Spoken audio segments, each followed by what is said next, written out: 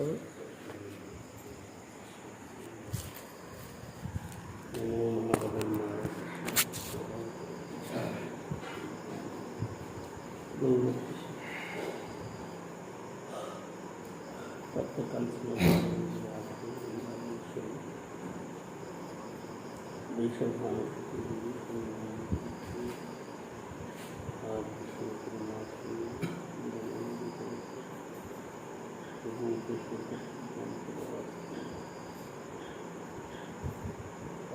शांत मुक्ति पश्चिम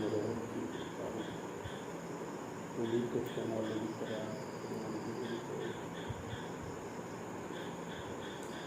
वृंदाय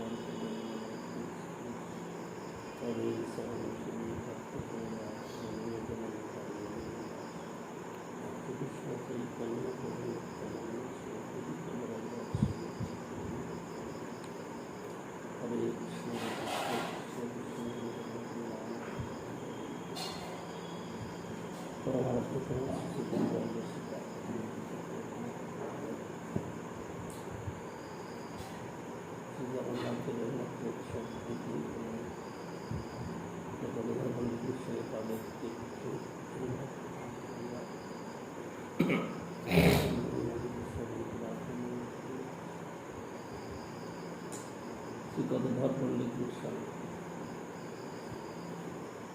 श्री गदधर पंडित गोस्वामी शिशुपाल থেকে মহাপ্রভুর সঙ্গী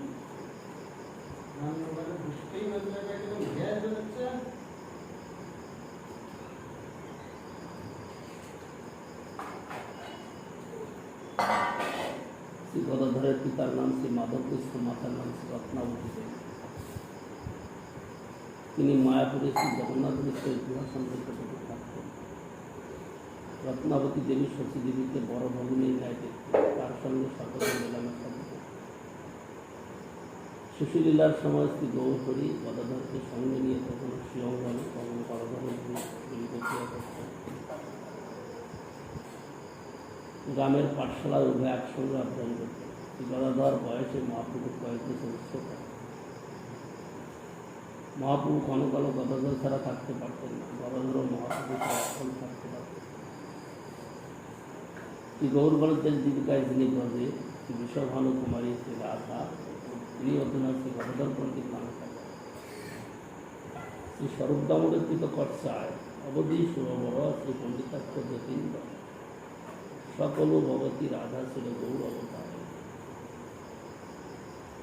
শ্রী বাসুদেব ঘোষ ঠাকুর লিখেছে, আগম অগোচর গোরা অখিল ব্রহ্ম করবে নাগলে পাষণ্ডী মতি গোরা। নিত্য নিত্যানন্দ চৈতন্য গোবিন্দ পণ্ডিত গদাধর রাধে। চৈতন্য যুগল রূপ কেবল রসের রূপ অবতার সদাশিব সাধু।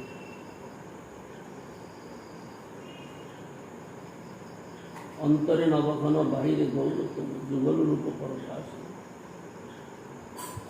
কহে বাসুদেব বসে যুগল ভজন বসে জনম জনমের আসে।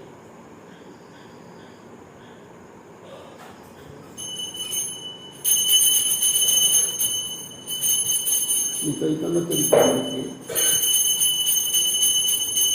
পণ্ডিতের ভাবমুদ্রা কখনো না যায়, গদাধর প্রণাপ নাম হইল যায়।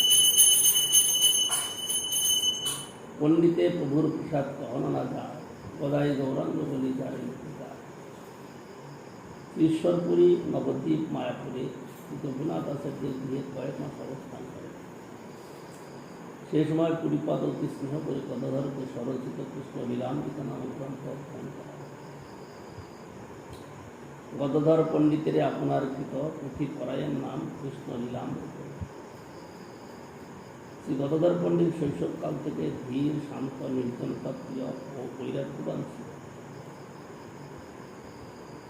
শৈশবে গৌর সুন্দর খুব চঞ্চল ভাব প্রকট করে যাকে তাকে ন্যায়ের ফাঁকি দিতে হয়।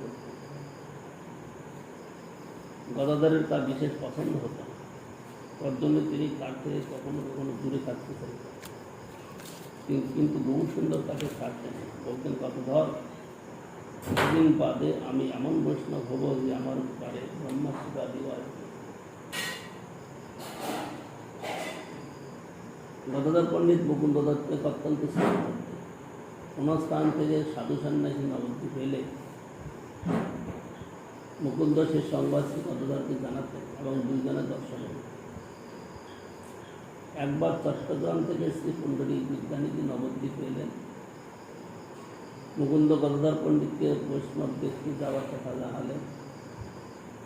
গদাধর বৈষ্ণব দর্শনের জন্য কৌতূহলযুক্ত হয়ে মুকুন্দের সঙ্গে পুণ্ডরীক বিদ্যানিধিকে দর্শন করতে এলেন। শ্রী গদাধর তার মহাবিষয়ী প্রায় বেশ ব্যবহার আদি দেখে যে শ্রদ্ধা নিয়ে এসেছিলেন তা হারিয়ে ফেলেন। নিতাই গৌর প্রেমানন্দে হরি।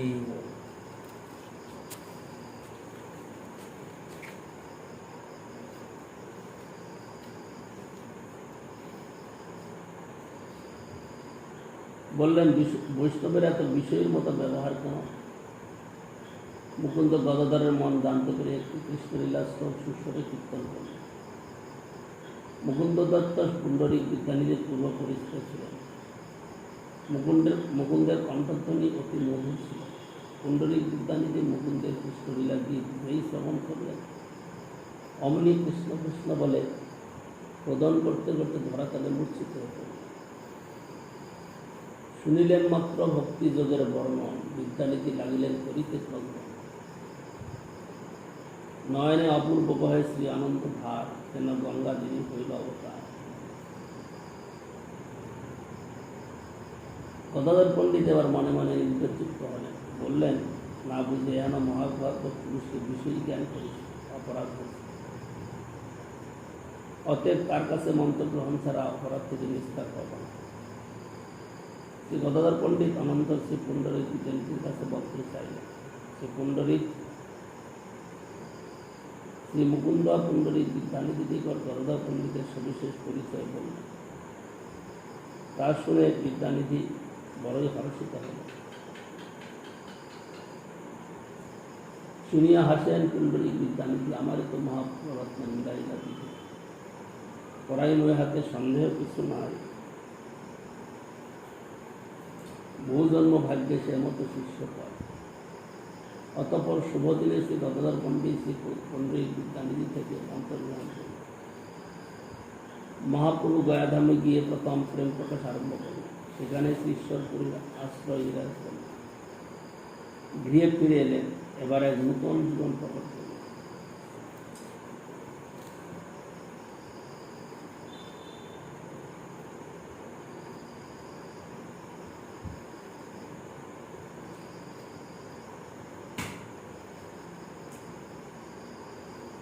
অহর্নিশ কৃষ্ণ প্রেম সিন্ধুতে ভাসতে লাগলেন। শ্রী গদাধর পণ্ডিত মহাপ্রভুর শ্রী অদ্ভুত কৃষ্ণকে নামরূপ দর্শন করে স্বয়ং কৃষ্ণ প্রেমের বন্ধন করতে। তখন থেকে শ্রী গদাধর মহাপ্রভুকে ত্যাগ করে মুহূর্তের জন্য কোথাও যেতেন না। একদিন গদাধর তাম্বুল নিয়ে প্রভুর নিকট এলে প্রভু ভাব এসে জিজ্ঞাসা করলেন, গদাধর, পীত বসুন্ধরী শ্যাম সুন্দর কোথায়? এগুলো ক্রন্দন করতে লাগলেন। গদাধর কি জবাব দেবেন কিছুই বুঝতে পারছেন না। সসম্ভ্রমে বললেন, কৃষ্ণ তোমার হৃদয়ে আছে। এই কথা শুনে মহাপ্রভু নিজে নখে হৃদয় চিরতে লাগলেন। গদাধর তাড়াতাড়ি মহাপ্রভু হাত চেপে ধরলেন। প্রভু বললেন, গদাধর, আমার হাত ছেড়ে দাও, আমি কৃষ্ণ দর্শন বিনা থাকতে পারছি না। গদাধর বললেন, তুমি একটু স্থির হও, কৃষ্ণ এখনই আসবে। এই তো তার আসবার সময় হয়েছে। গদাধরের বাক্য শুনে প্রভু স্থির হলেন। দূর থেকে শশীমাতা রৌদ গদাধরের এই রঙ্গ থেকে ছুটে এলেন। তুষ্ট হয়ে বললেন, গদাধর, শিশু হল অতি বুদ্ধিমান, আমি ভয়ে গৌরের সামনে যেতে পারি না। গদাধর কেমন কৌশলে তাকে শান্ত করল। মই ভয়ে নাহি পারি সম্মুখ হইতে শিশু হইতে মন প্রবদিলা ভালো কথা। শ্রী সতী মাতা বললেন, গদাধর, তুমি সর্বদা নিমাইয়ের সঙ্গে থাকো, তুমি তার সঙ্গে থাকলে আমি নিশ্চিন্ত হই। একদিন শুক্লাম্ব ব্রহ্মচারীর ঘরে প্রভু কৃষ্ণ কথা বলবেন শুনে গদাধরও সেখানে গেলেন, গৃহের মধ্যে বসলেন। বাহিরে বারান্দায় বসে প্রভু কৃষ্ণ কথা আরম্ভ করলেন। কথা বলতে বলতে স্বয়ং প্রেম রসে বিহবল হয়ে গেল। চতুর্দিকে ভক্তগণ প্রেম রসে ডুবে দিলেন। কিছুক্ষণ এইরূপে প্রেম রসের সদন। গদাধর প্রেম আর ভাঙে না, মাথা নিচু করে উচ্চস্বরে ক্রন্দন করতে থাকে। তার করুণ ক্রন্দন ধ্বনি শুনে প্রভু বললেন, গৃহের মধ্যে কে ক্রন্দন করছে? ব্রহ্মচারী বললেন, তোমার গদাধর। প্রভু বললেন, গদাধর, তুমি সুকৃতিমান, শিশুকাল থেকে কৃষ্ণ তোমার সুদৃঢ় মূর্তি, আমার জন্ম বৃথা গেল, নিজ কর্মদোষে প্রাণনাথ কৃষ্ণকে পেলাম না। প্রভু একথা বলে গদাধরকে প্রেমে আলিঙ্গন করলেন। প্রভু যখন নবদ্বীপপুরে লীলা বিলাস করতে লাগলেন, তখন প্রধান সহায় গদাধর। ব্রজের রায়কানায় এবার প্রভু গদাধর রূপের গঙ্গা তটে বিহার করছে।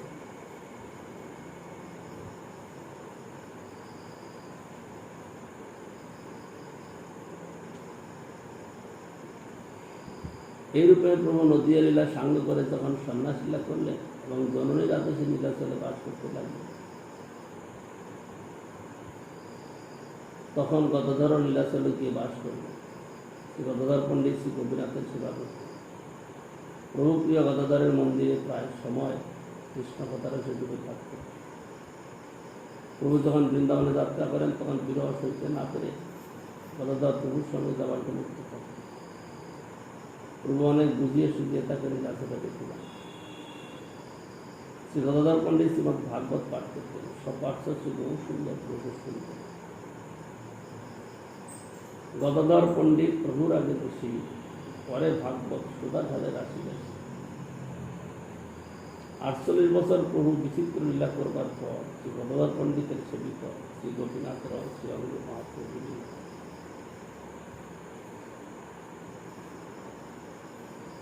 মেসি শিরোমণি চেষ্টা বুঝে সাধ্যতা অকস্মাৎ পৃথিবী করলাম কথা।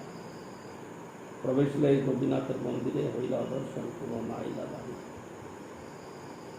স্মর গৌর গদাধর কেলি কলাল ভব গৌর গদাধর শুধু গৌর গদাধর চারু কথা ভদ গোপূর্বক আনন্দ পূর্ব। বৈশাখী অমাবস্যা তিথি শ্রী গদাধর পণ্ডিতের সঙ্গে আনন্দিত করে।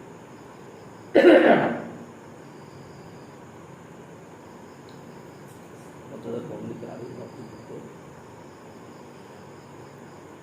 শ্রীচরণে তিরোভাব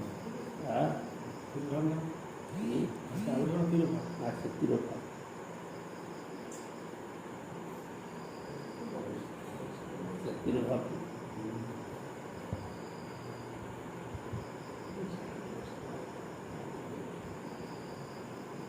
বৈশাখী পূর্ণিমাতে যে বৈশাখী অমাবস্যা আবির্ভাব। আর আজকে হলো, এটা হলো চতুর্দশী, কৃষ্ণ চতুর্দশী, আষাঢ় কৃষ্ণ চতুর্দশীতে তিরোভাব। এই তিথিতেই ঠাকুর ভক্তিবিনোদ প্রকাশ হয়, কিন্তু সময়ের ফেরেতে ওই বিদ্যা হয়েছে বলে আমাদের কালকে ভক্তিবিনোদ ঠাকুরের বিনোদ কালকে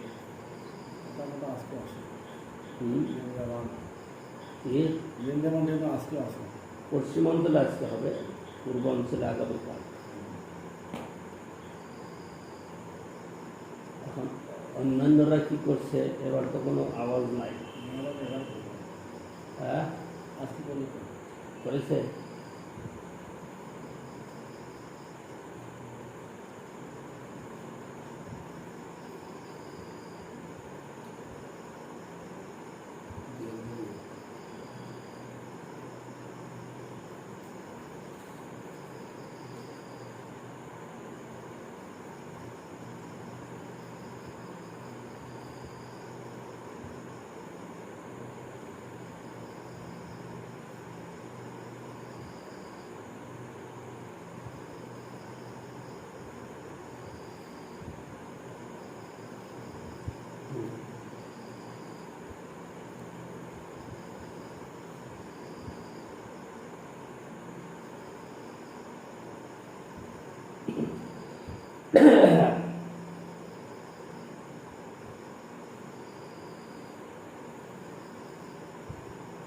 কৃষ্ণের স্বরূপ হয় জীবের স্বরূপ হয় কৃষ্ণের নিত্য দাস, কৃষ্ণের পদস্থা শক্তি ভেদাভেদ করে।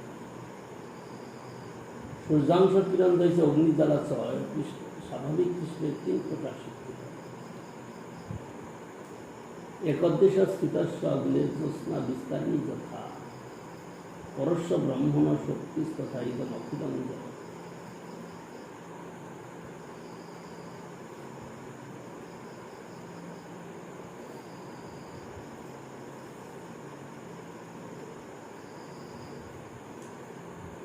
এক স্থানস্থিত অগ্নির জ্যোৎস্না বা আলোক যেরূপ বিস্তৃত, সেরূপ পরব্রহ্মের শক্তি অখিল জগৎ ব্যক্ত করিয়া আছে। এই ব্রহ্মকে মানে কিন্তু পরব্রহ্মের কথা বলে না, পরস্য ব্রহ্ম নয়। এখানে বলছেন বিষ্ণু পুরাণে, এগুলো পরেও তারা বুঝবে না, তাদের দৃষ্টি এখানে মোটেই যাবে না।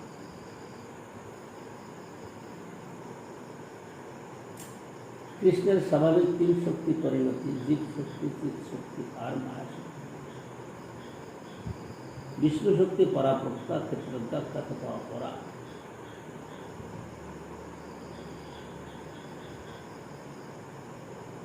তথা পরা, অবিদ্যা কর্ম সংজ্ঞান না তৃতীয়া শক্তি ঈশ্বর।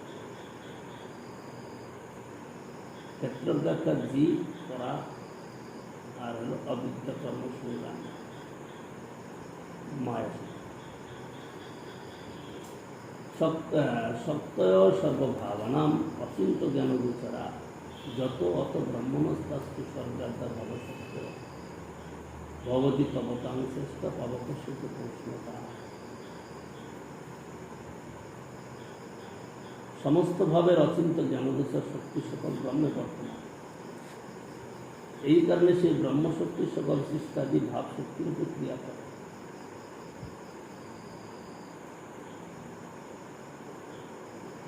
কি ফেলল ওখানে? মশা। হে তপশ্রেষ্ঠ, অগ্নির যেরূপ উষ্ণতা ধর্ম স্বতঃসিদ্ধ, শক্তি সকল ব্রহ্মের সেইরূপ স্বতঃসিদ্ধ ধর্ম।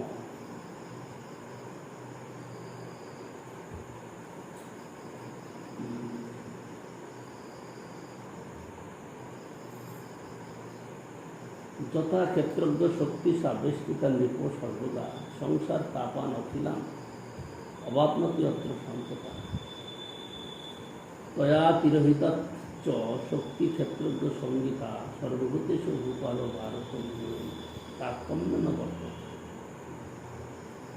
অপরাইয়া বিতং স্বর্ণাং প্রকৃতিং বিক্রিম করা, জীবভূতাং মহাবাহ জয়েদং ধার্য। কৃষ্ণ বলি সেই জীব অনাদি বহির্মুখ, অতএব মায়া তারে দেয় সংসার। এখানে কি আমি কৃষ্ণের উত্তর দিতে গিয়ে জীবের স্বরূপ হয় কৃষ্ণের নিত্য দাস, এই কথাটা আগে বলে জীব শক্তির কথা বললেন। কৃষ্ণ বলি সেই জীব অনাদি বহির্মুখ, অতএব মায়া তারে দেয় সংসার ভূত। কবু স্বর্গে উঠায়, কবু নরকে ডোবায়, দণ্ড জনে রাজা যেন নদীতে চোবায়। ভয়ং দিতে আবিনিবেশতা স্যার, ঈশাদ অপেতস্য বিপর্যয় স্মৃতি। কারণ মায়া অত বুধা অবধেত্তম ভক্তেই তে সংযুক্ত আত্মা। কৃষ্ণ হইতে ইতর যে মায়া, তাতে অভিনিবিষ্টতা প্রযুক্ত জীবের ফল উপস্থিত হয়, এবং সেই ঈশ হইতে বহির্মুখ হয় মায়াজনিত বিপরীত স্মৃতি। এত নিবন্ধন পণ্ডিত ব্যক্তি গুরুকে দেবতা ও আত্মস্বরূপ জ্ঞান করিয়া অনন্য ভক্তি সহিত সেই পরমেশ্বরকে ভজন করিবেন।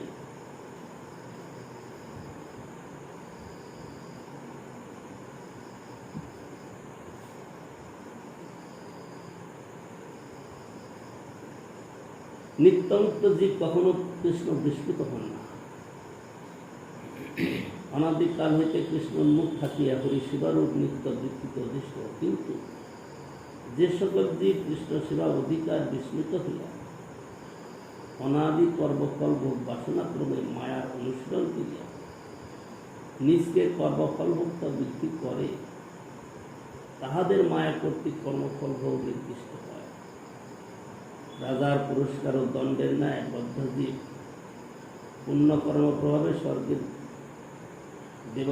দেবপদারূঢ় হইয়া সুখ ভোগ করে, আবার পাপ ফলে নরকাদিতে ক্লেশ লাভ করে।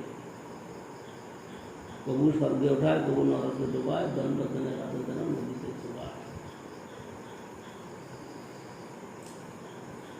সাধুশাস্ত্র কৃপায় যদি কৃষ্ণোন্মুখ হয়, সেই যে নিস্তরে মায়া তাহারে ছাড়ে। দৈবিধ্যেষা গুণময়ী মময় মায়া দূরত্বয়া মামে গজে প্রপদ্যন্তে মায়ামিতান্তরন্তি। কৃষ্ণ বহির্মুখতা হইতে যে জীবের পতন, ইহা সাধু ও শাস্ত্র কৃপায় জানা যায়, এবং তাহা জানিয়া যে জীব পুনরায় কৃষ্ণমুখ হন, তিনি নিস্তার লাভ করেন এবং মায়াটাকে পরিত্যাগ করেন। এই ত্রিগুণময়ী মদীয় মায়া অত্যন্ত কষ্টে পার পাওয়া যায়।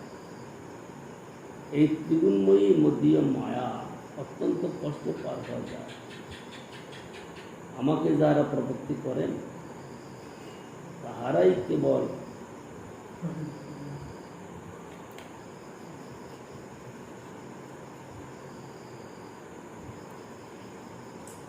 কেবল এই মায়া পার হইতে পারে।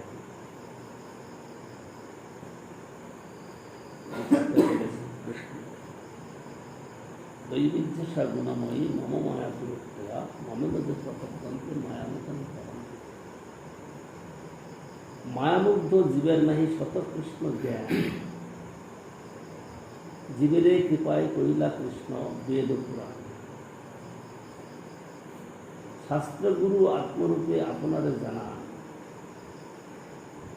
কৃষ্ণমর প্রভু ত্রাতা জীবের হয় জ্ঞান।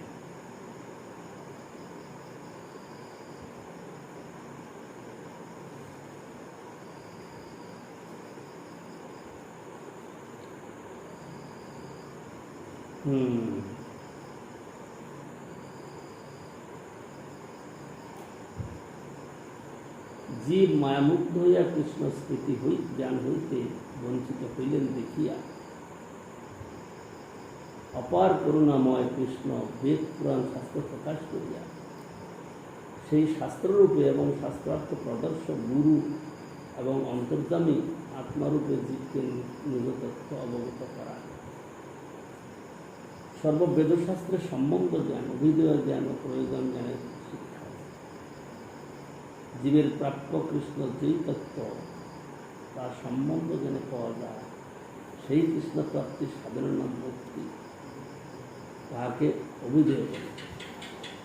কৃষ্ণ প্রাপ্তিতে প্রেম নামে একটি বিচিত্র ব্যাপার আছে, তাহার নাম প্রয়োজন।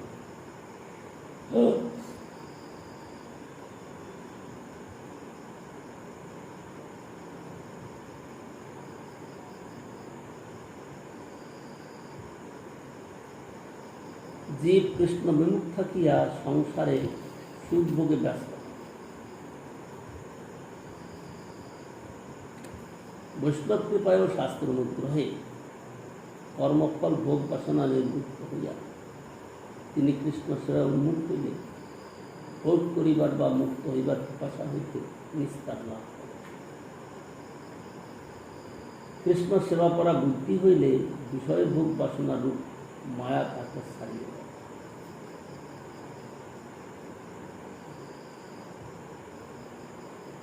কৃষ্ণ সেবন্মুখ হইলে তখন জীব আর অহংগ্র উপাসনায় মত্ত হইয়া মুক্তিকামী জ্ঞানী বা বিষয় ভোগ বাসনা ক্রমে ফলভোগকামী হইয়া কৃষ্ণেতর বস্তুতে আবদ্ধ হন না, পরন্তু মায়ার হস্তরিতে নিস্তার লাভ করেন। শাস্ত্রগুরু ও চৈত্যগুরু এই তিন রূপে ভগবান উদিত হইয়া বদ্ধ জীবের হৃদয়ে জীবের প্রভু বা জীবের উদ্ধারকর্তা প্রভৃতি ভাবসমূহ প্রকাশ করাইয়া দেন।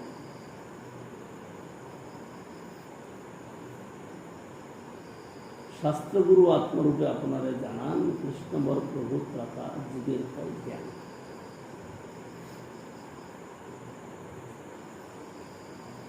বেদশাস্ত্র কহে সম্বন্ধ বিধেয় প্রয়োজন, কৃষ্ণ প্রাপ্ত সম্বন্ধ ভক্তি প্রাপ্তের সাধন। অবিধেয় নাম ভক্তি প্রেম প্রয়োজন, পুরুষার্থ শিরোমণি প্রেম মহাত্ম। কৃষ্ণ মাধুর্য সেবা আনন্দ প্রাপ্তির কারণ, কৃষ্ণ সেবা করে আর কৃষ্ণ রসাস্বাদ।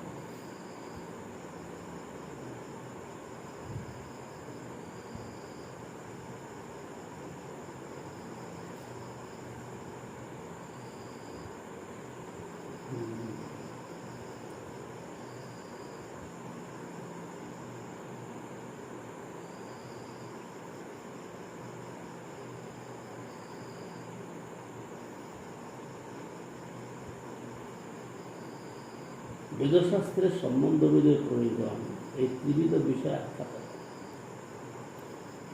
শুদ্ধ জীবের প্রাপ্য কৃষ্ণই সম্বন্ধ,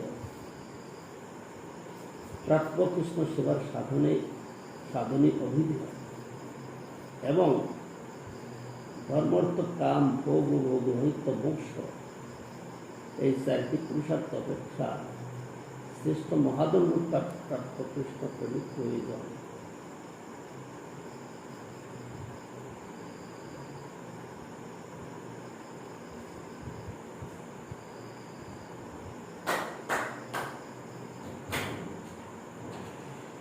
অবিধেয় নাম ভক্তি প্রেম প্রয়োজন, পুরুষার্থ শিরোমণি প্রেম মহাধর্ম। কৃষ্ণ মাধুর্য সেবা আনন্দ প্রাপ্তির কারণ,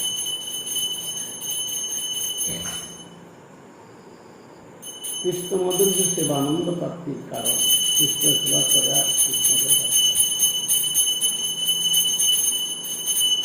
কিছু বুঝতে পারো? একটা লাইন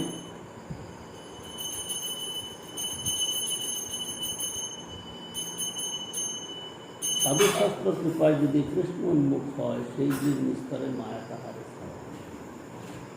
মায়ামুগ্ধ জীবের নাহি শত কৃষ্ণ জ্ঞান, জীবের এই কৃপায় কইলা কৃষ্ণ বেদ পুরাণ। সাধুগুরু আত্মরূপে আপনারে জানান, কৃষ্ণমর প্রভু তথা জীবের ফল জ্ঞান। বেদশাস্ত্র কহে সম্বন্ধ বিধেয় প্রয়োজন, কৃষ্ণ প্রাপ্য সম্বন্ধ ভক্তি প্রাপ্তের সাধন। কৃষ্ণ প্রাপ্য সম্বন্ধ ভক্তি প্রাপ্তের সাধন। অবিধেয় নাম ভক্তি প্রেম প্রয়োজন, পুরুষার্থ শিরোমণি প্রেম।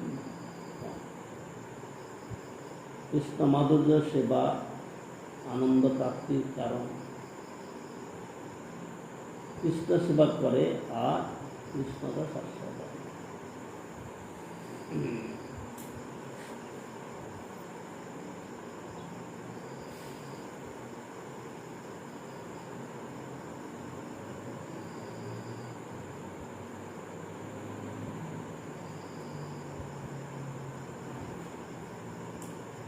ইহাতে দৃষ্টান্ত জৈছে দরিদ্রের ঘরে সর্বগ্রাসী দুঃখ দেখি প্রশ্রয় করা। তুমি কেন দুঃখী, তোমার আছে দুঃখী ধন, তোমারে না কহিল অন্যত্র ছাড়িল। সর্বজ্ঞের বাক্যে করে ধনের উদ্দেশ্যে হইছে বেদ পুরাণ জীবে কৃষ্ণ প্রদেশে। সর্বজ্ঞের বাক্যে মূলধন অনুবন্ধ, সর্বশাস্ত্র উপদেশে শ্রীকৃষ্ণ সম্মান। বাপের ধন আছে, জ্ঞানের ধন নাহি পায়, তবে সর্বজ্ঞ কহে তারে প্রাপ্তির উপায়। এই স্থানে আছে ধন, যদি দক্ষিণে খুঁজিবে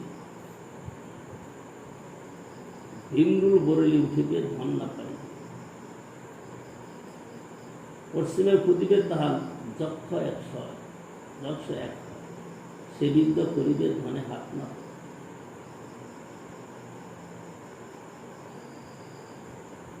উত্তরে খুদিলে আছে কৃষ্ণ জন্মে জন্মাই পাবে খুদিতে গিলিবে সবাই। পূর্ব দিকে তাতে মাটি অল্প খুদিতে ধনের জারি করিবে তোমার হাতে। ওইসে শাস্ত্র কয়ে কর্মজ্ঞান যোগ ত্যাজি ভক্তে কৃষ্ণ বর্ষা ভক্তি তারে ন সাধয়তি মাং যুগ ন সাংখ্যং ধর্ম উদ্ধব ন সাধ্যায় স্তবস্থানে যথা ভক্তি মহত্তি।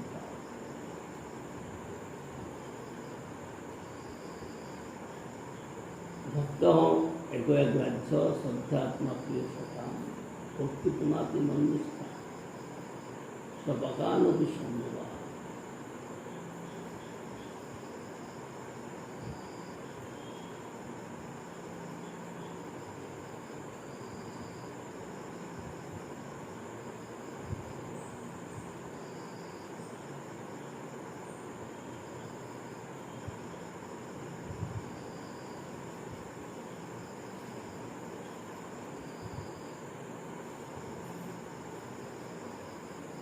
উপমেয় যথা পূর্ব দিকে কৃষ্ণ ভক্তির, দক্ষিণ দিকে কর্মকাণ্ড, পশ্চিম দিকে সিদ্ধিকাণ্ড, মতান্তরে জ্ঞানকাণ্ড, উত্তর দিকে জ্ঞানকাণ্ড, মতান্তরে যোগকাণ্ড। ইহার উপমান যথা পূর্ব দিকে পিতৃধন, দক্ষিণ দিকে হিন্দু বল্লী, পশ্চিম দিকে যক্ষ, উত্তর দিকে কৃষ্ণ স্বরূপ। দক্ষিণামার্গীয় সাধনী ফলভোগ্য কর্মকাণ্ড দক্ষিণ দিকে আছে। কর্মকাণ্ড দক্ষিণা দিয়ে পূজা পাঠ করানো হয়, আর ব্রাহ্মণরা দক্ষিণা নিয়ে পূজা পাঠ করে জীবন কাটায়। যদু বামন একদিন বলল তার ছেলেকে, বাচ্চা ছেলেটা, আমি তো কিছু লেখাপড়া শিখে পূজা পাঠ করে জীবনটা চালিয়ে গেলাম, এরা কি করবে? এরা কিছু শিখছে, মানে পূজা পাঠ করে এই যে কি গাছ আছে একটা কট গাছ, জামাই ষষ্ঠীর দিন এবার বোধহয় 20 টাকা করেছে, আগে 10 টাকা করে। 5 জন 7 জন মিলে পূজা করে দিলে 10 টাকা করে পাবে। এরকম করে একদিনে 1000 টাকা কামাই। এরকম করে বলে আমি তো সংসারটা চালিয়ে দিলাম, আরে এরা কি করবে? এরা কিচ্ছু শিখলো না। মানে তো পিতা মাতার ছেলে বাচ্চা তাদের প্রতি একরকম আক্ষেপ থাকেই। ছেলেটাকে বুঝাচ্ছে এরকম করে যে কিছু পর, পড়াশোনা কর, কিছু মন্ত্রতন্ত্র শিখ, যাতে পূজা পাঠ করতে পারে। তারা পূজা পাঠ করে কি জন্য? সংসার চালানোর জন্য। কিন্তু এটা ফল ভোগ পর, তারা মায়ের থেকে মুক্তির কোনো বন্দোবস্ত নাই, আরো বদ্ধহারী বন্দোবস্ত। ব্রাহ্মণ হয়ে ফলভোগ কামনা করে, বিভিন্ন দেব দেবীর যাজনা করে কেবল ফলভোগই করতে থাকে। যে অন্য দেবতা ভক্তা শ্রদ্ধায় নিতে যোজনকে, যে অন্য দেবতা ভক্তা যোজনকে শ্রদ্ধায় নিতা কেউ भी मामेव पंथी अविधि पूजा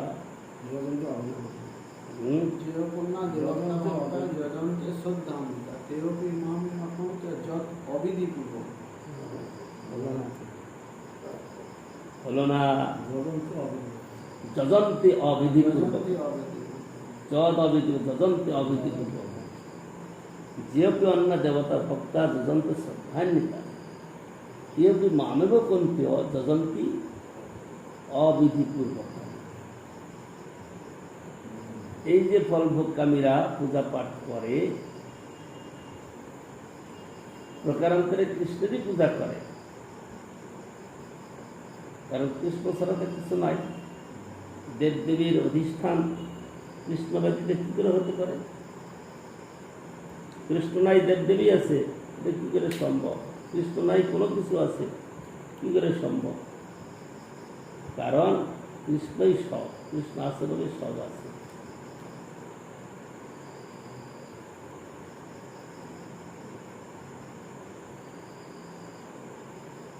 মায়ামুগ্ধ জীব প্রতিক্ষণে প্রতি বিষয়ে সর্ববিভ্রান্তি ক্রমে নিজ ভোগ ফল লাভার্থ নিযুক্ত থাকে।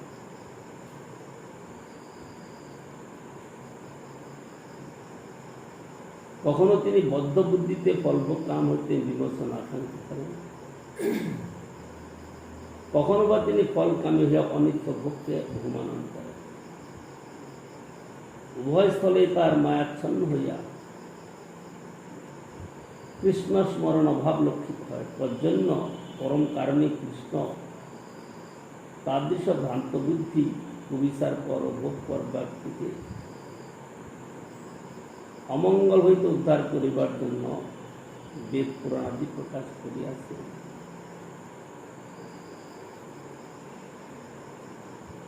শাস্ত্রগুরু ও চৈত্যগুরু, শাস্ত্র গুরু ও চৈত্যগুরু তিন রূপে ভগবান উদিত হইয়া বদ্ধ জীবের হৃদয়ে জীবের প্রভু বা জীবের উদ্ধার কর্তা প্রভৃতি ভাবসমূহ প্রকাশ করাই দেন।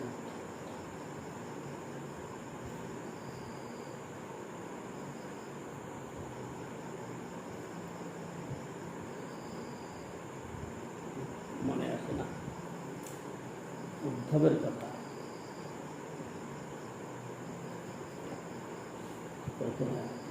নৈব বদন্তি অপস্থিতিং অবয়স অবয়স ব্রহ্মায়স যন্তর্বহিত অনুভূতাং বিদন্ননাচার্য সত্যমহিষা স্বগতিং কেন। নৈব বদন্তি অপস্থিতিং অবয়স অবয়স ব্রহ্মায়স বিকৃত বুদ্ধিমত স্মরণ। ব্রহ্মার সমান আয়ু লাভ করেও আপনি যে কৃপা করেন জীবের প্রতি, তা কৃতজ্ঞতা প্রকাশ করে শেষ করতে পারবেন। ব্রহ্মার সমান আয়ু পেও, কারণ আপনি বাইরে আচার্য রূপে, মহান্ত গুরু রূপে এবং হৃদয়েতে চৈত্যগুরু রূপে অবস্থান করে জীবের মঙ্গলের বিধান করেন, নিজের দিকে আকর্ষণ করেন। শাস্ত্র গুরু ও চৈত্যগুরু এই তিন রূপে ভগবান উদিত হইয়া বদ্ধ জীবের হৃদয়ে জীবের প্রভু বা জীবের উদ্ধারকর্তা প্রকৃতি সবসময় প্রকাশ করা যায়।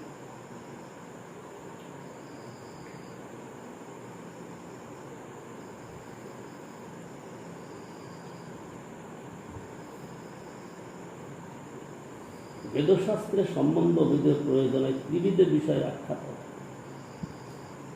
শুদ্ধ জীবের প্রাপ্য কৃষ্ণের সম্বন্ধ, প্রাপ্য কৃষ্ণ সেবার সাধনী অভিধেয় এবং ধর্মার্থ কাম ভোগ বা ভোগ রহিত মোক্ষ, এই চারিটি পুরুষার্থ অপেক্ষা শ্রেষ্ঠ মহাদণ্ড প্রাপ্য কৃষ্ণ প্রেমিক প্রয়োজন। বেদশাস্ত্র কহে সম্বন্ধ বিধেয় প্রয়োজন কৃষ্ণ প্রাপ্য সম্বন্ধ ভক্তি প্রাপ্তের সাধন। অভিধেয় নাম ভক্তি প্রেম প্রয়োজন, পুরুষার্থ শিরোমণি প্রেম মহাত্ম। কৃষ্ণ মাধুর্য সেবা আনন্দ প্রাপ্তির কারণ। কৃষ্ণ সেবা করে আর কৃষ্ণরস আস্বাদন, এই হল সিদ্ধান্ত। কৃষ্ণ মাধুর্য সেবা আনন্দ প্রাপ্তির কারণ। কৃষ্ণ মাধুর্য কি?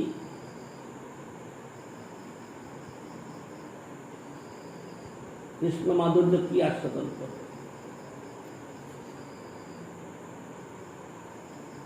কৃষ্ণ মাধুর্য বলতে কি বুঝাবে? কি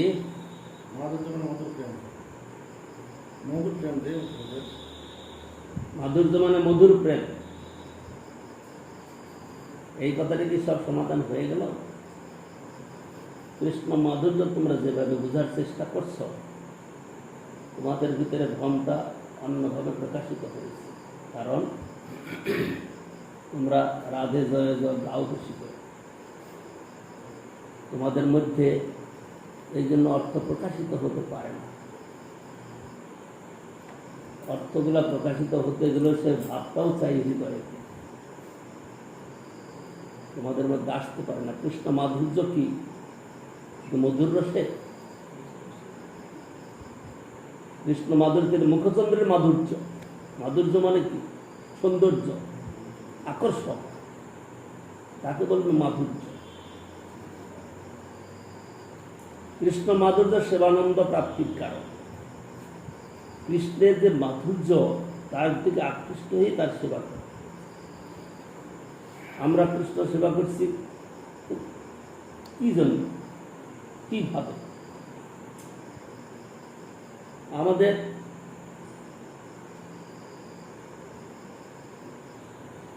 দেশ দশ সংসার কিছু নাই, কিন্তু আমরা সময় কাটিয়ে যাচ্ছি কি করে? রান্নাবাড়ি করে, কেউ বাগান চাষ করে, কেউ সবজি করে, আবার এইসব করে কাটিয়ে যাচ্ছে। কি জন্য? কৃষ্ণ মাধুর্য আস্বাদন করার জন্য। কৃষ্ণের মাধুর্যটা কি আসবে এখানে? কৃষ্ণ ভোগটা গ্রহণ করেছে, এইটা ভাবটাই তার মাধুর্যতার প্রকাশ। কারণ তিনি সর্বেশ্বরেশ্বর, ত্রিভুবনের অধিকর্তা। শুধু ত্রিভুবন অনন্ত বিশ্ব ব্রহ্মাণ্ডের তিনি মালিক, কিন্তু তিনি আবার এই ছোট্ট রূপে আবির্ভূত হয়ে আমাদের থেকে সেবা নিচ্ছেন। এটা তার মাধুর্যতার প্রকাশ।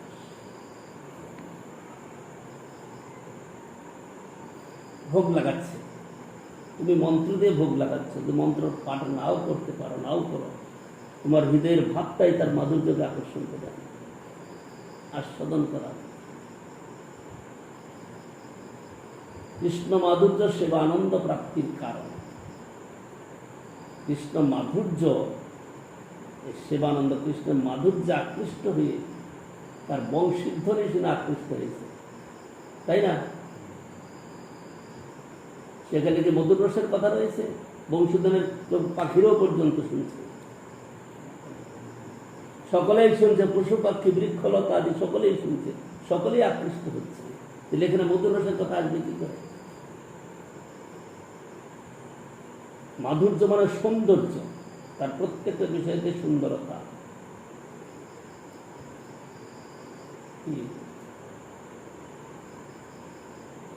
ওই বল্লভ ভট্টের একটা শ্লোক, হৃদয়ং মধুরম অধরং মধুরং হৃদয়ং মধুরং গমনং মধুরম। তার সবটাই মধুর, এই মধুরটাতে মাধুর্য। এই সমস্ত কিছু তার মধুরের মধ্যে মাধুর্যে মানে সমাহিত। তার অঙ্গ সব কিছু, তার বচন, তার দৃষ্টি, তার চাহনি সব মাধুর্যে ভরা। মাধুর্য মানে সৌন্দর্য।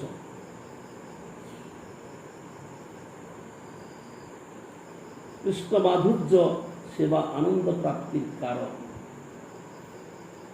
কৃষ্ণ সেবা করে আর কৃষ্ণ রস আস্বাদন। কৃষ্ণের কি রস আস্বাদন করে?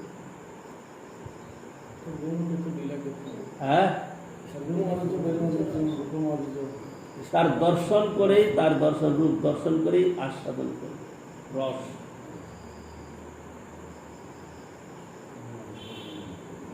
মানে বদ্ধজীব তারা জড় বিষয় রস আস্বাদন করে, আর ভক্ত কৃষ্ণকে আস্বাদন করে। বলে কৃষ্ণকে কি করে আস্বাদন করতে? এইভাবে তার দর্শন করে তাকে আস্বাদন করে, তার বেণু শ্রবণ করে তাকে আস্বাদন করে। কৃষ্ণ রস আস্বাদন, তার অধর সুধারস, তার পাদপদ্মের সুধারস। পাদপদ্মের সুধারস কি করে বেরোবে তার থেকে? দর্শন, দর্শন করেই আস্বাদিত হবে। চরণ শ্রীচরণ দর্শন মানে তার সমস্ত বস্তুটাই শুদ্ধ জীবের কাছে আস্বাদনীয়। সেখানে এই জড়জগতের মতো পেট ভরে কতগুলো খেয়ে জীবনযাপনের কথা নাই, কিন্তু সেখানেও সব খাচ্ছে যাচ্ছে। সেখানে খাওয়া দাওয়া করলেও সেখানে কেবল মাধুর্য আস্বাদন, মাধুর্যে তারা ভরপুর। কৃষ্ণের অধরামৃত মাধুর্য এখানেও তাই, কিন্তু আমাদের কাছে সেটা স্থূল রূপে, জড় রূপে, কিন্তু সেখানে তা নয়। কৃষ্ণ মাধুর্য সেবানন্দ প্রাপ্তির কারণ।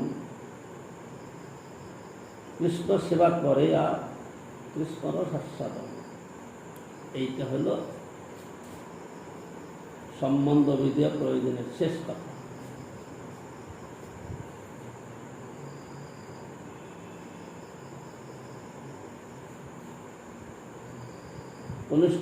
কনিষ্ঠ অধিকারী সাধকরাও সাধন করে। সাধন করে কি? রান্নাবাড়ি করে, ভোগ লাগায়, কীর্তন করে, ঝাড়ু লাগায়, বাসন মাজে, সব। আর উন্নত অধিকারী যারা, তারাও এই কাজই করে। তার দৃষ্টান্ত শ্যামানন্দ প্রভু ঝাড়ু লাগাচ্ছেন। তিনি ঝাড়ু লাগাচ্ছেন দেখতে, বাইরে আমরা ঝাড়ু লাগাচ্ছেন দেখছি, কিন্তু অন্তরে তার সেই ঝাড়ু লাগানোর ভাবটা মাধুর্যতে পরিপূর্ণ হয়ে গেছে। সেবানন্দ, তিনি ঝাড়ু লাগাচ্ছেন, সেবানন্দ ভরপুর। কি? এখানে রাধাকৃষ্ণের বিলাস, তারা এখানে বিলাস করে। ব্রজবাসীদের এখানে চলন ফিরনের স্থান, এই যে ভাব নিয়ে তিনি সেবা করছেন, সেখানে তিনি মাধুর্য আস্বাদন করে যাচ্ছেন। তার হৃদয়তে ভরপুর হয়ে যাচ্ছে মাধুর্যে, সৌন্দর্যে। যেখানে কৃষ্ণ, ওই আচার্যবাদের কথাটা বলছি না, যে তিনি রাত্রিবেলায় দেখছেন, তিনি আনন্দে আত্মহারা, যে কে একটা বালক ফুল শুকছে। তো এইরকম কৃষ্ণ সেবা মাধুর্য আস্বাদন করা। কৃষ্ণ সেবা করবে, কৃষ্ণ সেবা মানে শুধু রান্নাবাড়ি করা, খাওয়া দাওয়া, সবটাই তার সেবা, সবটাই তার মাধুর্য পরিপূর্ণ। যেখানে যাব সেখানেই তার মাধুর্য পরিপূর্ণ। গোবর্ধনে যাও, রাধাকুণ্ডে যাও, কুসুম বনে যাও, বেল বনে যাও, ধান্ডির বনে যাও, যেখানে যাও সর্বত্র তার মাধুর্য পরিপূর্ণ।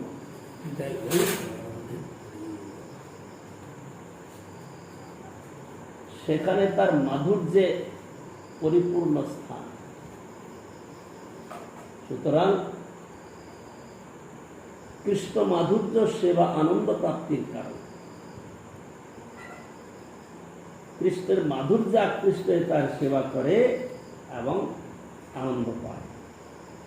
আর কৃষ্ণ সেবা করে, কৃষ্ণ রস আস্বাদন করে। কৃষ্ণের মাধুর্যে আকৃষ্ট হইয়া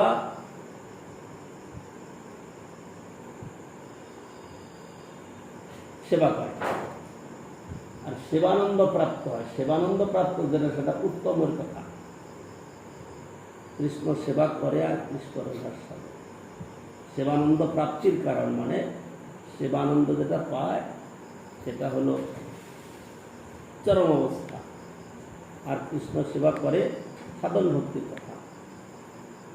কৃষ্ণ মাধুর্য সেবানন্দ প্রাপ্তির কারণ। কৃষ্ণ সেবা করে আর কৃষ্ণ রস আস্বাদন। এখন বদ্ধজীবের কথা বলতে গিয়ে এখানে দৃষ্টান্ত দিচ্ছেন যে কি করে সাধন করে সেই বস্তুটাকে পাওয়া যাবে।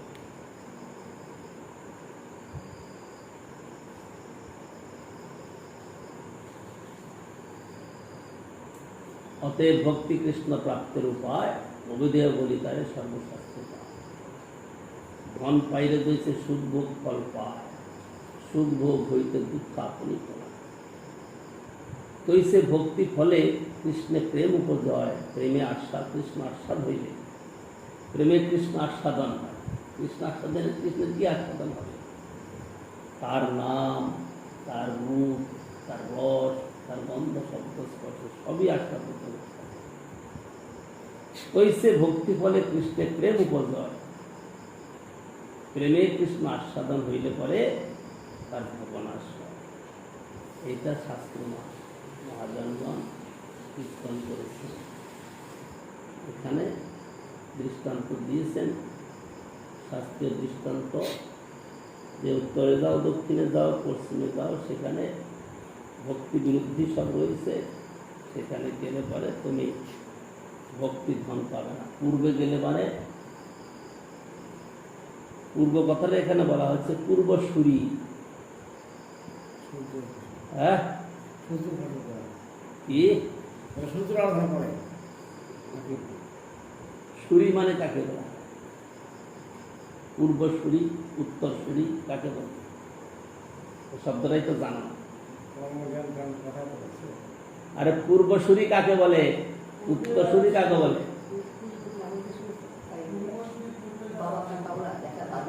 পূর্বসূরি আর উত্তরসূরি কোনোদিন শুনেছ? তাইলে পূর্বসূরি আর উত্তরসূরি, পূর্বে যেসব মহাজনগণ এই ভক্তি সাধন করে তারা ভক্তি লাভ করেছে, তারা পূর্বসূরি, আর আমরা হলাম উত্তরসূরি। আমরা তাদেরকে অনুসরণ করে চলব। সেই পূর্বসূরি মহাজনগণ তারা ভক্তি করেছেন, অন্য সব পরিত্যাগ করে, কর্ম জ্ঞান যোগাদি করেন নাই, ভক্তি করেছেন। সুতরাং ভক্তির ফলই শ্রেষ্ঠ ফল। এটা পূর্বসূরিরা ত্যাগই গেছে। আমরা উত্তরসূরি, আমরা তো সেটা সাধন করে প্রেম ভক্তি লাভ করব, এইটাই বলতে চাচ্ছে।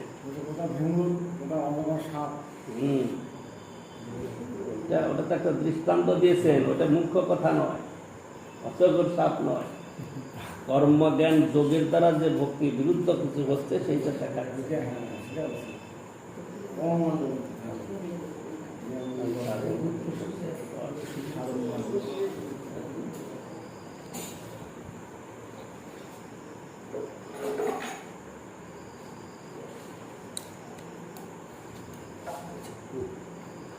কীর্তন করো।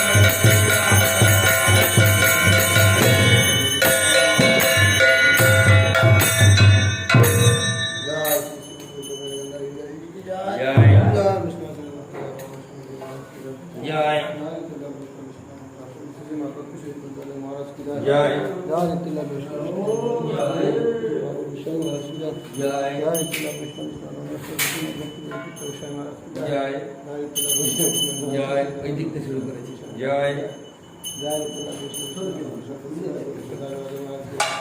জয় তিলা বিষ্ণু জয় জয় জয়